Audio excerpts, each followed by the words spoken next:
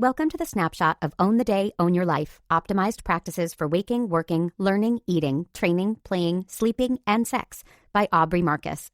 Here we'll explore the key insights from Own the Day, Own Your Life. Introduction. You can build a better life one day at a time if you know how best to optimize those days. Most Americans have fallen into a cycle of bad habits, starting with sugar and caffeine first thing in the morning and ending with blue light from cell phones last thing at night. In between, they feel depressed, anxious, exhausted, and purposeless. It's time to break the cycle. If you can own one day at a time, you can own your life. Water, light, movement. Most people are in a cycle of bad habits from first thing in the morning.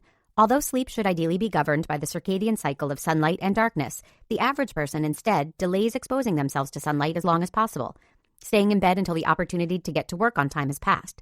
Then they immediately fly out of bed, take a hot shower, drink some coffee, and head out to their commute.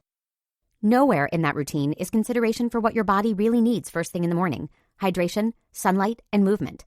Without taking those 3 steps upon waking, you're setting yourself for an uphill battle all day.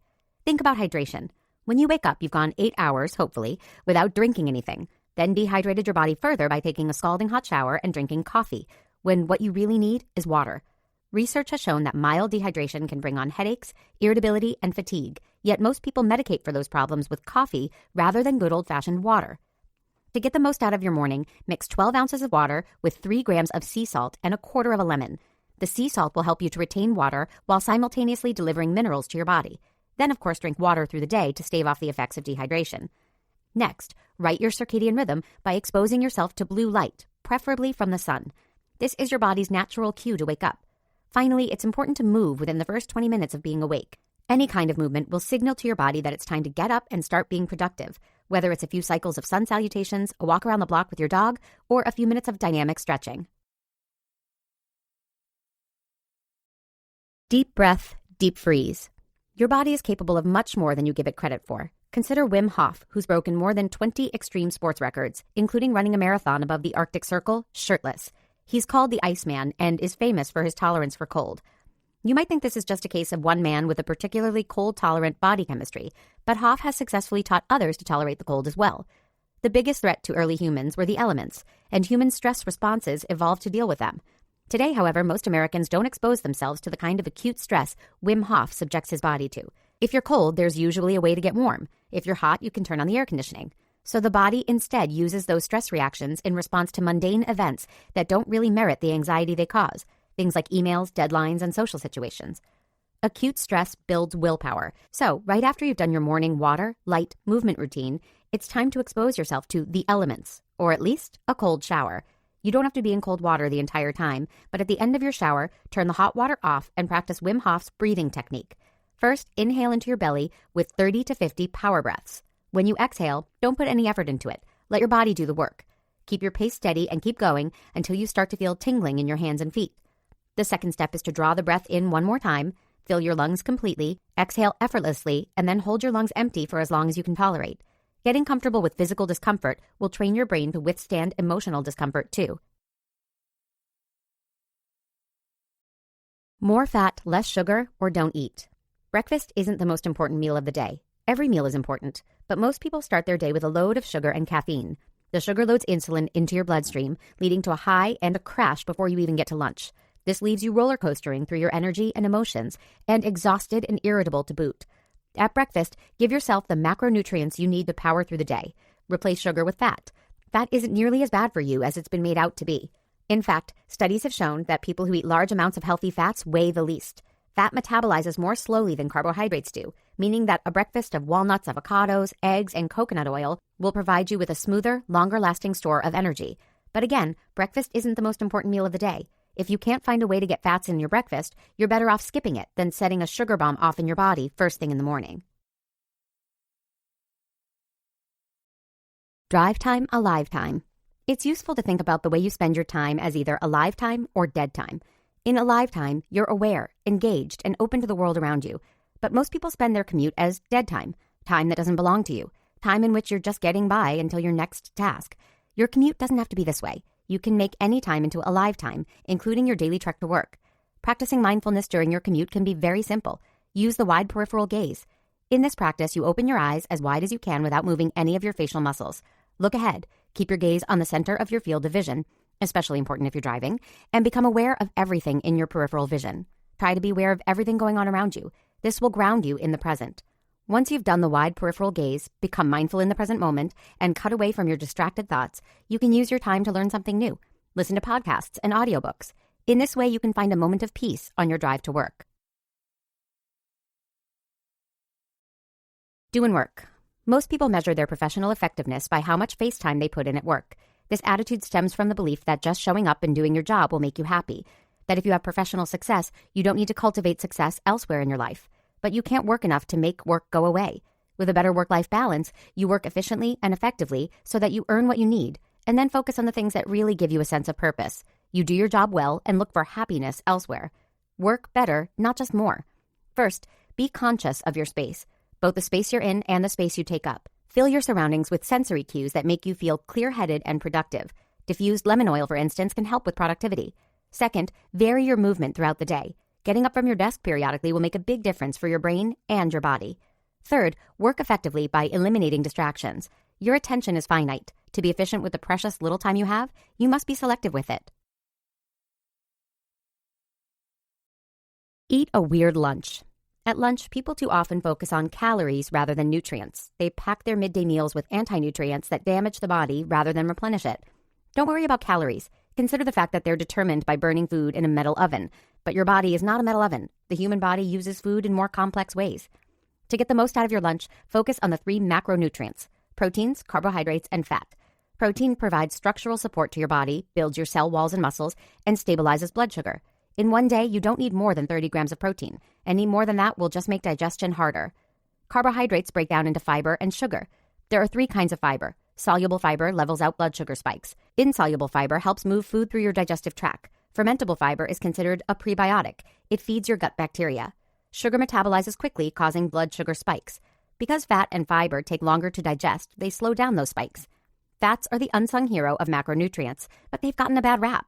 Recently, researchers have found that cholesterol probably won't kill you after all. Too low cholesterol is actually very bad for the human body. The more weird foods you eat and the more diverse your diet is, the more you'll support your gut bacteria. Your gut is your second brain, contributing not only to your physical health, but also your mental health.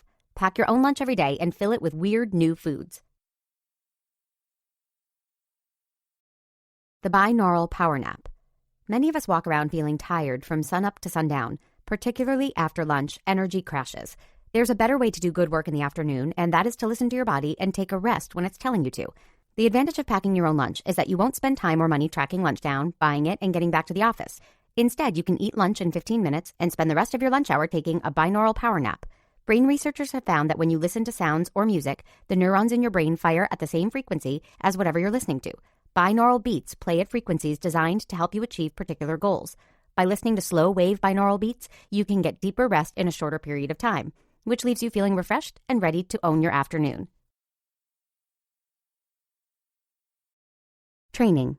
After work, it's time to train. You likely already know that exercise is practically a miracle drug, doing wonders for the body and the brain, but people avoid it because it's hard work, and that's no joke. Exercise is difficult enough when you're an athlete, but if you're chronically stressed, tired, and poorly nourished, it's inevitably going to be a lot harder. That being said, exercise can help counteract the depression and fatigue that kill your motivation to exercise. It's a positive feedback loop. Try not to think of exercise, but as training. You're training to achieve your goals and live out your purpose. Your body carries you through that purpose, so you need it to be in proper shape. To have fun with exercise, try unconventional training techniques, using props like kettlebells, steel maces, sandbags, battle ropes, steel clubs, barbells, and your own body weight. All of these force you to move dynamically and challenge your relationship with your center of gravity. On the most basic level, the important thing is to just start moving. Get up, move around, and have a little fun.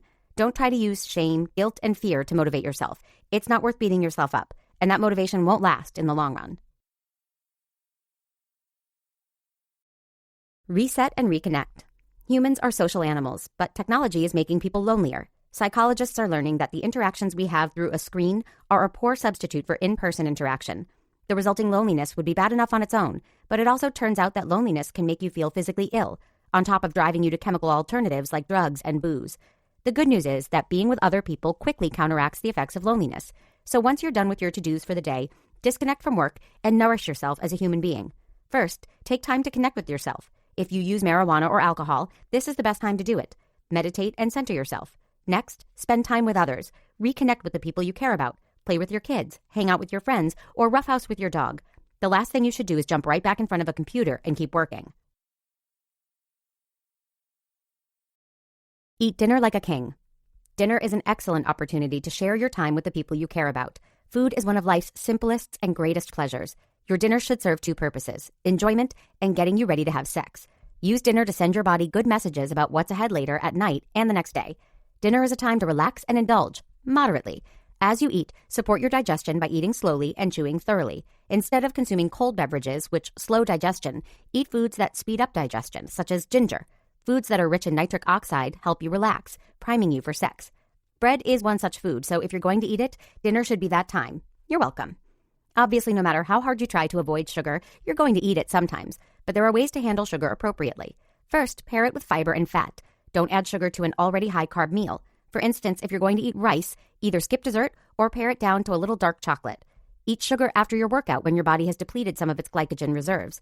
And of course, you don't have to eat the whole dessert. Split it with someone. More, better sex. You'd think that with the widespread availability of porn and all varieties of sexual accoutrement, people would be having more sex than ever, but the opposite is the case. Sex is on the decline, mostly because it's not a priority to a lot of people. There are a few reasons for this. The sex you're having might just not be very good. You might be insecure about sex because there's a lot of damaging cultural messaging about it, or your hormones could be out of whack. This is troubling because sex is important for your health. It benefits your brain and your mood. The most common excuse people give is that they don't have the time, but in reality, if you want to have sex, you'll make the time to do it. There are a few fairly simple things you can do to get started on the road to better sex. For one, you can boost your testosterone, the hormone that most increases sex drive in both men and women. Eating fat, sleeping well, and exercising, particularly heavy lifting, will increase testosterone levels in your body. Additionally, if you masturbate frequently, it might be time to take a break. If you spank it all the time, you'll increase your hedonic tolerance, which will make sex less necessary and appealing to you, despite the fact that masturbation and sex have different effects on your mood. More than anything, better sex is about interactions with your partner. Better communication is the most important part of those interactions. Make sure you and your partner are on the same page about each other's desires, fantasies, preferences, and boundaries.